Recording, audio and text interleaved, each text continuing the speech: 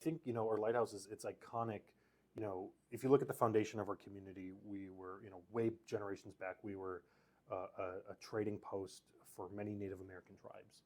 Access, on Lake Michigan, going up the river, and decades later that grew even more towards water commerce. People Right. trading by boat before cars were invented. Shipping lumber and all sorts of products up the river across Lake Michigan.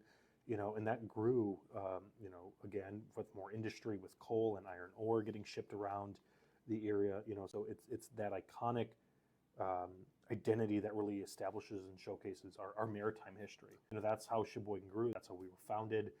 From maritime commerce to the growth of industry, all water based. Sheboygan is actually one of the only few communities that we have the most public access to Lake Michigan per capita for a city of our.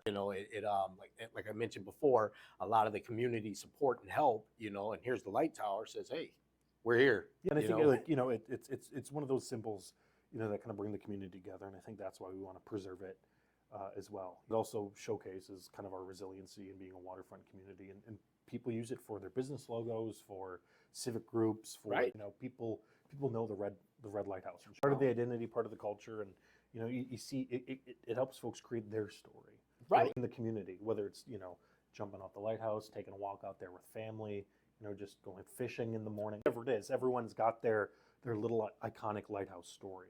I think that's what helps create the culture, creates that sense of community, which is so important.